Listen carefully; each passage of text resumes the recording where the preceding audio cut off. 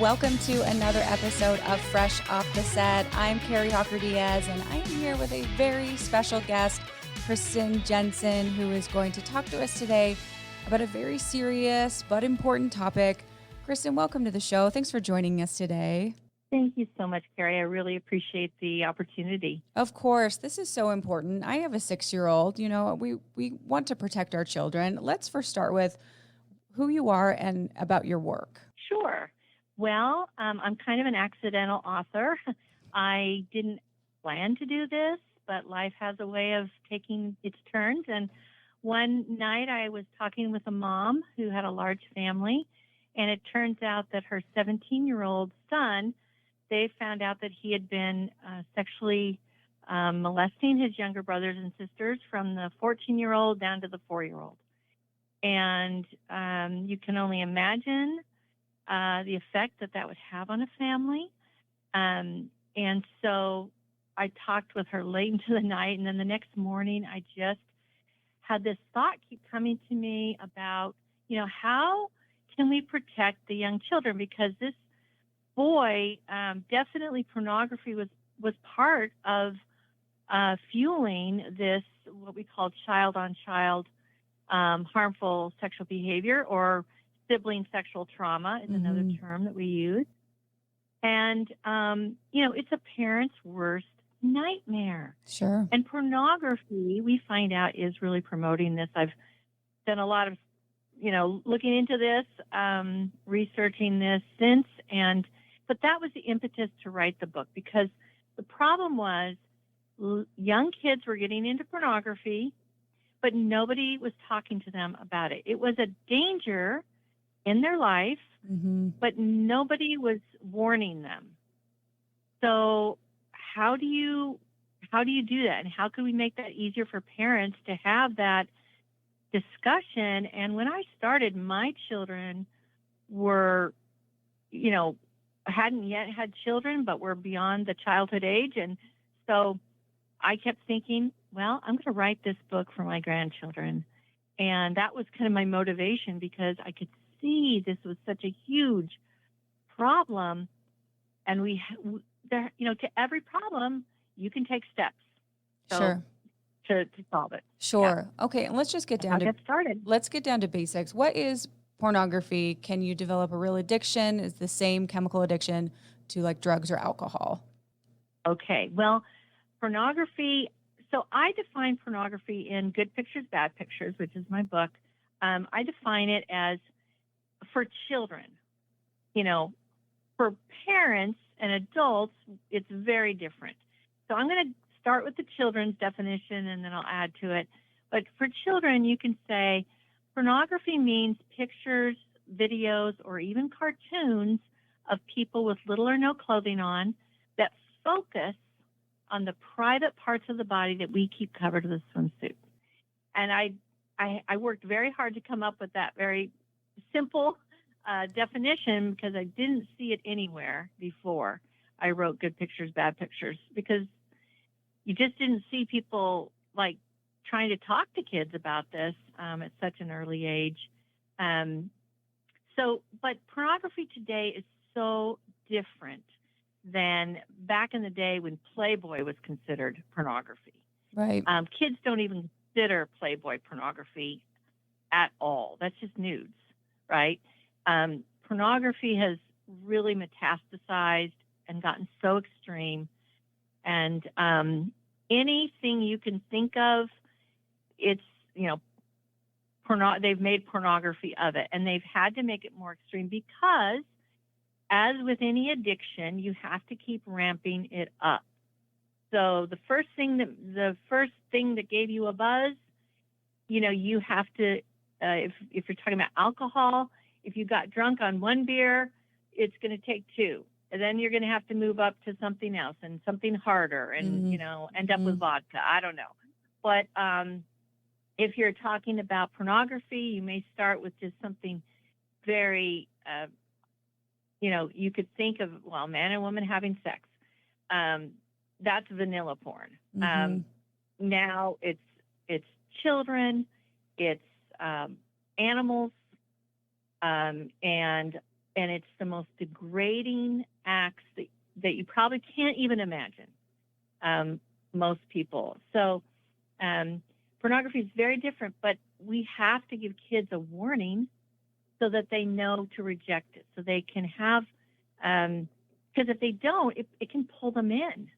And then whose fault is that? It's not their fault, right? We have to warn them. So yes, people can develop a real addiction to pornography. Absolutely. There are so many very well done, studies and research that show that pornography can become an addiction, just like any other behavior, really. I mean, they've acknowledged that shopping can become an addiction and gambling can become an addiction, and you can get addicted to other behaviors, and you can get addicted to pornography. And when you think of an addiction, like what addiction can our kids get into? I mean, we're not selling them alcohol. We're protecting them from tobacco products. But any 8-year-old get on the internet can get to pornography. Right, so yeah. Pornography is the thing, but it works just like a drug in your mind. It works on the dopamine system, the reward system in the brain, and kids, unfortunately, we think, oh, well, they haven't gone through puberty, so that's just going to go over their head. No, it prematurely sexualizes children. And so it really is a problem that children can have, they do have, and they need to be warned early before they get to it. Hopefully, that's the ideal situation. Right, right. And you urge parents to talk to their young kids about pornography from an early age, but many parents worry that telling their kids about porn, younger, might make them curious. What's your opinion? Yeah. Well, kids are curious. They're wired to be curious. But that's the very reason you need to get in there first to warn them, because they're going to find it. It's like air pollution. I mean, it is around us. It is so accessible to these kids. And so many kids are carrying smartphones, even as very young children having smartphones, which is not a good idea if you don't want them looking at porn. I understand why parents are worried. And I'll tell you, as a mother, I feel guilt at the slightest thing, Yeah. If we can feel guilty about it, we will. That just comes along with it, right? But it does. But the thing is this, you have two choices. One choice is to cross your fingers and hope your kid isn't exposed and pulled into it before you get around to talking to him or her about it. Or you can be proactive, intentional, and prepare your child to reject pornography as soon as they have any access to the internet. Because when you do that, you're the first voice they hear. You're the one that says, hey, this isn't good. Just like I'm teaching you, don't run into the street, right? We teach our toddlers, don't run out into the street because there's cars. But when we don't, maybe because it's not so visual, we don't give the same warning when they get onto the internet superhighway, right? That they can be mowed down by predators, by pornography, by a host of other dangers. So no kid deserves to face the porn industry alone. They need our help, or they often fail. It's just too much for them and their immature brain. So with good pictures, bad pictures, basically there are three things every kid needs, and that is a definition so they can recognize it, a warning so they have really good, solid reasons to reject it, and a plan so they know exactly what to do when they are exposed. Those are really good. So a definition, a warning, and a plan. In both my books, Good Pictures, Bad Pictures Junior, and the one for older kids that are ages like 7 to 11, that book, both of those books cover those three things. The book for older kids really talks a lot about the brain in very simplified terms, but a lot about the thinking brain, the feeling brain, and how pornography can actually become an addiction in your brain, and how you want to, really protect that one precious brain that you have and keep it safe.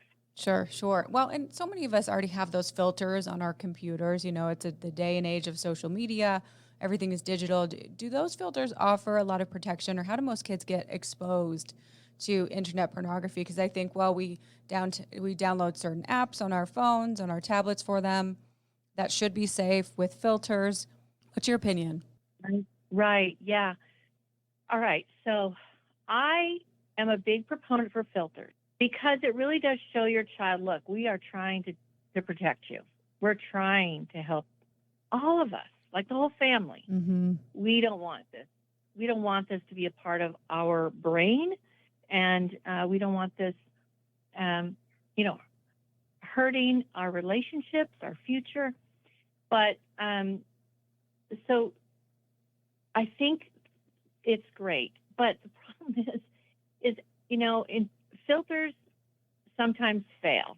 And even if you can button down everything in your house, like if you really could button down like 100% everything in your house, the minute they walk out the door, then they're only going to really have an internal filter. That's true. You need to help them build an internal filter. The minute they go to a sporting event with, soccer or baseball, or the minute they go to school, the minute they go to a friend's house. I have so many stories of kids being exposed by other kids or teenagers. And they all have these devices. So really, an internal filter is the only one that goes with them wherever they go. And an internal filter is really a disposition.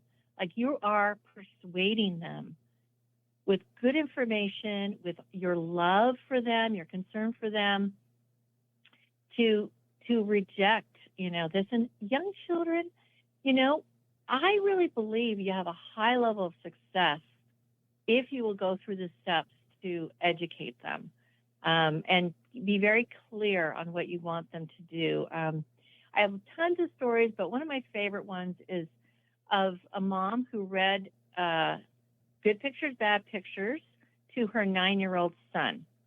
And 3 days later, he went to school, and another classmate, while they're out to recess, came up to him with a phone and say, hey, I want to show you something, and showed him pornography. And this young 9-year-old boy knew, oh, that's pornography. He recognized it. And then he knew that he had been warned. His mom, his dad had talked to him about this. And he knew exactly what to do.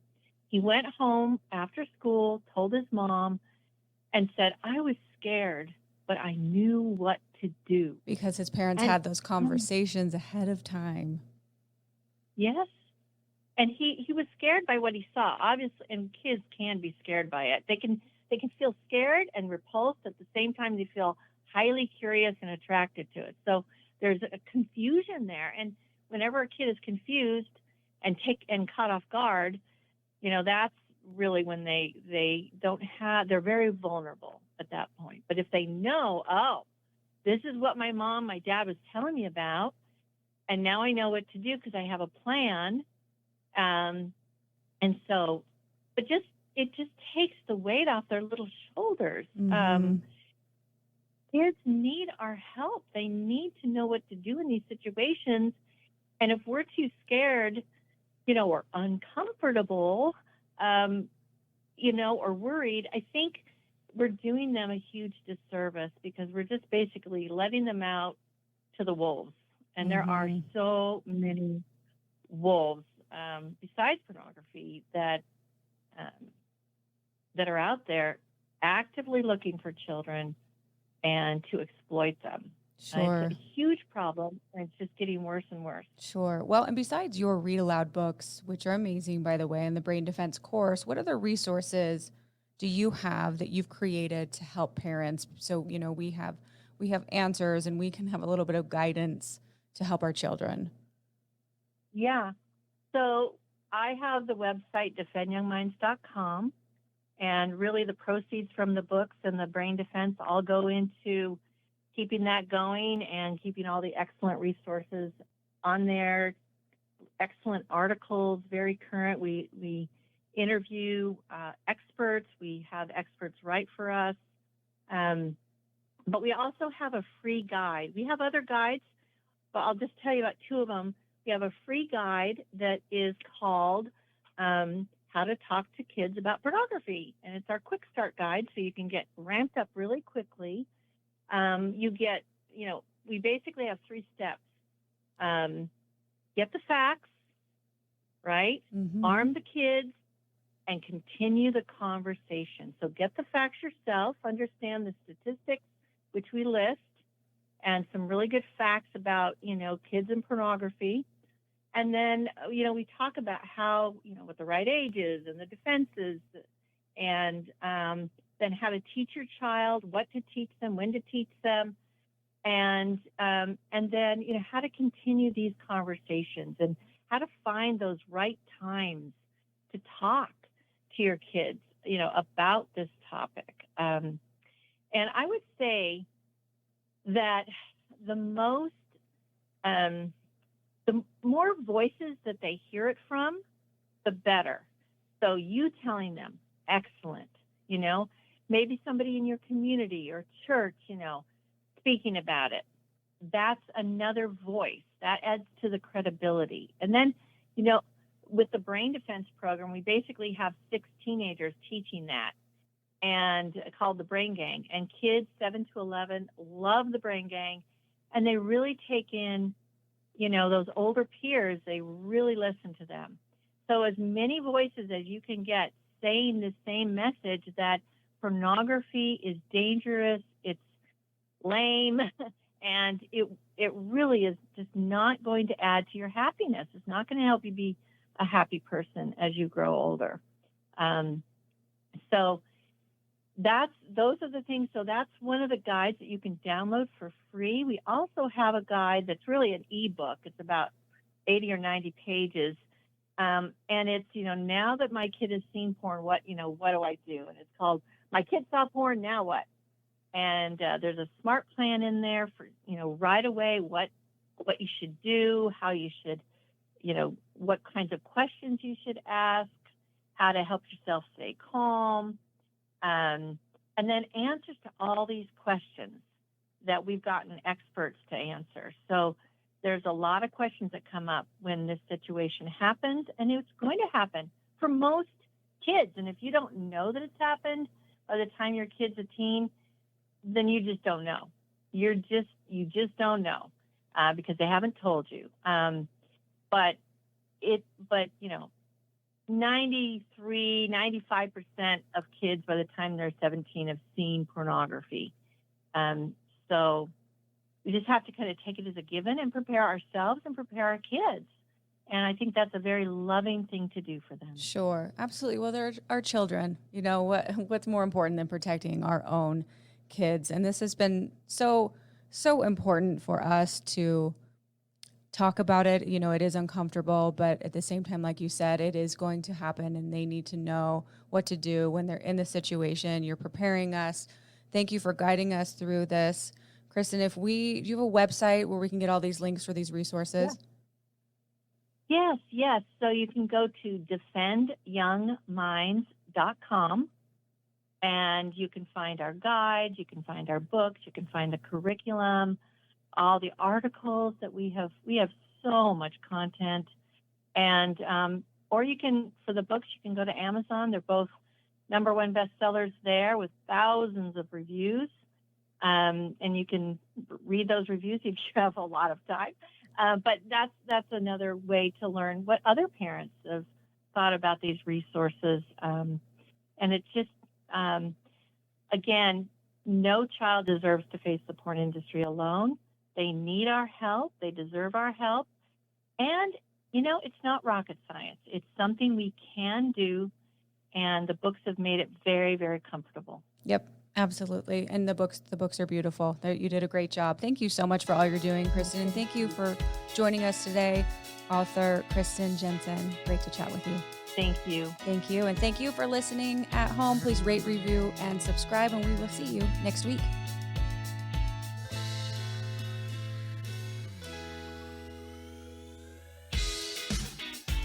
Congrats, you made it to the end. If you want to continue to freshen up your day, you can watch us on Fresh Living every weekday on CBS Channel 2 in Utah at 1 o'clock.